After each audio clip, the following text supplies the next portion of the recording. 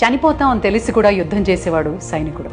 నష్టపోతాం అని తెలిసి కూడా వ్యవసాయం చేసేవాడు రైతు.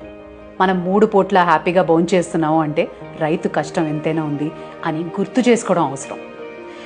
కష్టపడి పంటలు పండిస్తాడు, బోల్డ్ బస్తాలు బస్తాలు మార్కెట్లకు పంపిస్తూ ఉంటాడు. తను మాత్రం మామూలు బియ్యంతో భోంచేస్తూ ఉంటాడు. అంటే ఇక్కడ నేను చెప్పొచ్చేది ఏంటంటే, వన్ స్మాల్ పాయింట్. అన్ని ఫంక్షన్స్కి వెళ్తాం, ఇంట్లో ఫంక్షన్లు చేసుకుంటూ ఉంటాం, సగం తింటాం, సగం పడేస్తూ ఉంటాం, అవసరం అయినంత వరకు తినలేకపోతున్నాం, అండ్ అవసరం ఉన్నా లేకపోయినా ప్లేట్లు నింపుకుంటాం, డస్ట్బిన్లో పడేస్తుంటాం. దయచేసి ఫుడ్ని వేస్ట్ చేయకూడదు. ఎందుకంటే ఒక్క పూట కూడా భోజనం దొరకని వాళ్ళు మన దేశంలో చాలామంది ఉన్నారు. రైతు త్యాగం చాలా ఉంది అని మనం మాత్రం గుర్తు చేసుకోవాల్సిన అవసరం.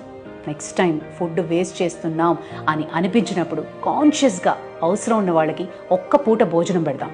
ఒక పాయింట్ చెప్పిన, ప్రపంచంలో ఎవ్వరూ లేకపోయినా బతికేయచ్చు, కానీ రైతు లేకపోతే నువ్వు నేను బతకలేము.